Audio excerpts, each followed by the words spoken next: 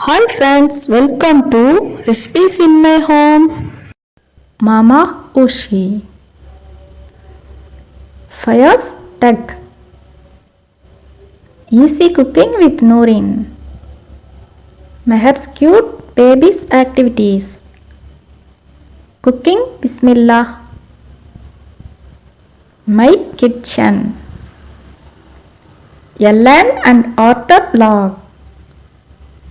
Asha Ideal Cooking. Barza's World. Montella Galle.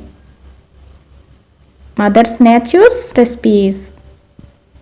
Food Area Tirunelveli. T&J Tariq Jawad Food. Home Food Tamil. Sobat Electronic. Haseen Art and all friends, thank you so much for your support. Community tabல vote option கொடுத்திருக்கேன். Please vote பண்ணுங்க.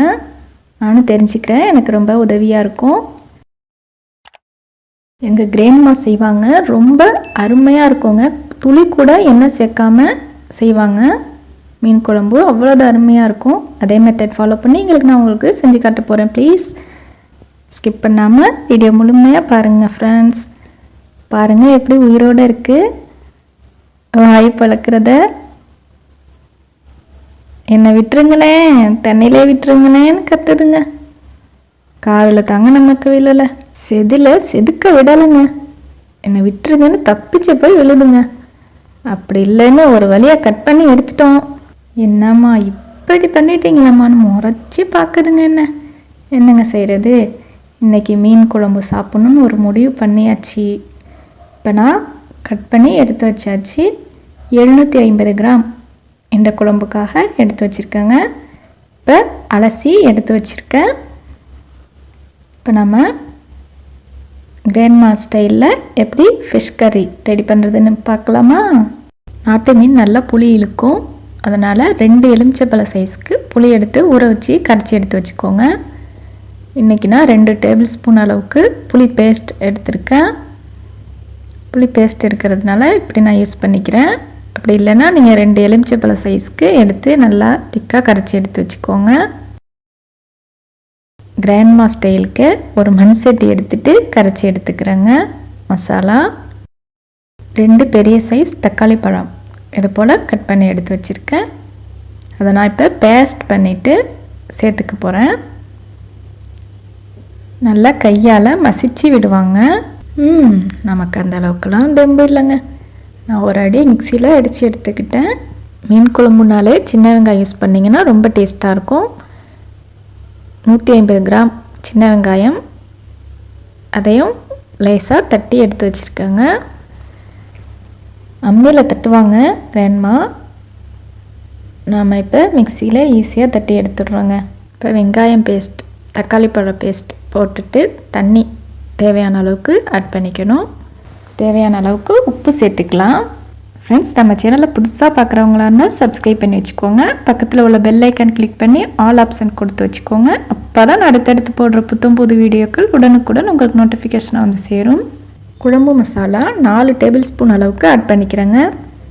நான் வீட்டிலையே அரைச்சது, அதாவது மல்லி, சீரகம், மிளகு, மஞ்சள், சோம்பு எல்லாமே சேர்த்து அரைச்ச குழம்பு மிளகாய்த்தூள் ஆட் பண்ணிக்கிறேன். நீங்கள் எவ்வளவு குழம்பு செய்ய போகிறீங்களோ அதுக்கேற்றது போல் நீங்கள் ஆட் பண்ணிக்கோங்க.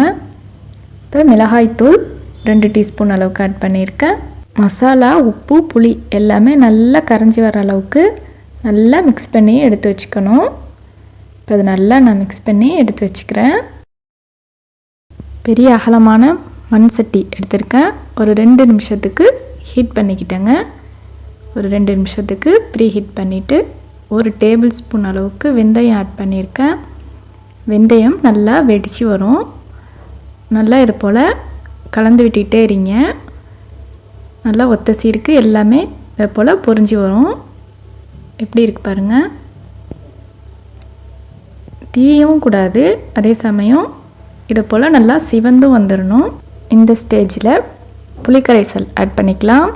இதே மெத்தடில் சின்ன பொடி மீன் சொல்லுவாங்கள்ல, சாரமுட்டி பொடி, சல்லி பொடி, அதுபோல் பொடி மீனில் செஞ்சிங்கன்னா ரொம்ப சூப்பராக இருக்குங்க.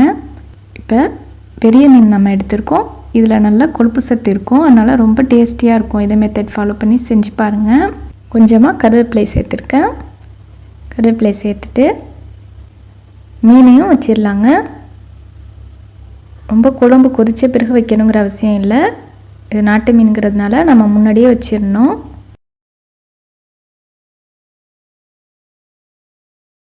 இது மீனோட கொழுப்புங்க. தலைப்பகுதிக்கிட்டே இருக்கக்கூடிய கொழுப்பு ரொம்ப டேஸ்ட்டாக இருக்கும். அதையும் சேர்த்துருக்கேன். இப்போ மீன் துண்டுகள் எல்லாத்தையும் சேர்த்தாச்சு. இப்போ அடுத்ததாக மாங்காய் நீங்கள் எந்த வகை மாங்காய் வேணாலும் யூஸ் பண்ணிக்கலாம். இன்றைக்கி உருண்டை மாங்காய் எடுத்திருக்கேன். அதில் இதே போல் ஸ்லைஸாக ஒரு 4 பீஸ் போதும் அப்படின்னு சொல்லிட்டு ஒரு 4 பீஸ் மட்டும் போட்டிருக்கேங்க. இது ரொம்ப புளிப்பு மாங்காயாக இருக்குது. நீங்கள் ஒட்டு மாங்காய் யூஸ் பண்ணிங்கன்னா நல்லா குழம்பு கொதித்த பிறகு வைக்கணுங்க. இது கொஞ்சம் அழுத்தமாக இருக்கிறதுனால நான் முன்னாடியே வச்சுட்டு மூடி போட்டு ஒரு 5 மினிட்ஸ்க்கு லோ ஃப்ளேம்லேயே வச்சுட்டேங்க. இப்போ பாருங்கள். இப்போ அதை நல்லா ஒன் டைம் மிக்ஸ் பண்ணி விட்டுட்டு இன்னொரு டைம் மூடி போட்டு இன்னும் ஒரு 2 to 3 மினிட்ஸ் போதுங்க வச்சு இறக்கிடலாம். இப்போ பாருங்கள். இன்னும் கொஞ்சம் நேரம் இருக்கணும். லோ ஃப்ளேம்லேயே இருக்கணுங்க. இப்போ பாருங்கள் ஃப்ரெண்ட்ஸ், ஆஃப் பண்ணிட்டேன். ரொம்ப சூப்பராக ரெடி ஆகிடுச்சு. ரொம்ப அருமையான மீன் குழம்பு, அதுவும் துளி கூட எண்ணெய் இல்லாமல் ரொம்ப சூப்பராக ரெடி ஆகிடுச்சுங்க. ரொம்ப நல்ல வாசனையாக நல்ல டேஸ்டியாக இருந்துச்சு. இதே மெத்தடில் நீங்களும் செஞ்சு பாருங்கள் ஃப்ரெண்ட்ஸ். செஞ்சு பார்த்துட்டு எனக்கு எப்படி வந்துச்சுன்னு எனக்கு மறக்காமல் கமெண்ட்ஸ் பண்ணுங்கள். நல்லா தெரிஞ்சுக்கோங்க, இந்த மீன் குழம்பு நாட்டு மீனில் மட்டும்தான் இதே மெத்தடில் நீங்கள் செய்யணும். கடல் மீனில் செஞ்சிங்கன்னா டேஸ்ட் இருக்காதுங்க. நாட்டு மீன் குழம்பு மட்டும்தான் இதே போல் ஃபாலோ பண்ணி செய்யுங்க. எப்படி வந்துச்சுன்னு மறக்காமல் கமெண்ட்ஸ் பண்ணுங்கள் ஃப்ரெண்ட்ஸ். அடடடடா, பார்க்கவே வாய் ஊறுதே. ஃப்ரெண்ட்ஸ், இந்த வீடியோ பிடிச்சிருந்துச்சுன்னா லைக் பண்ணுங்கள், உங்கள் ஃப்ரெண்ட்ஸ் அண்ட் ரிலேட்டிவ்ஸ்க்கு ஷேர் பண்ணுங்கள். இன்னுமே நம்ம சேனலை சப்ஸ்கிரைப் பண்ணாமல் நிறைய ஃப்ரெண்ட்ஸ் பார்த்துக்கிட்டு இருக்கீங்க. ப்ளீஸ் சப்ஸ்கிரைப் பண்ணிவிட்டு பாருங்கள் ஃப்ரெண்ட்ஸ். ரொம்ப அருமையான இந்த ஃபிஷ் கர்ரி, அதுவும் கிராண்ட்மா ஸ்டைல் ஃபிஷ் கர்ரி பார்த்தோம். டேஸ்டியான இந்த ஃபிஷ் கர்ரி நீங்கள் ட்ரை பண்ணுவீங்கன்னு நினைக்கிறேன். தேங்க்ஸ் ஃபார் வாட்சிங்.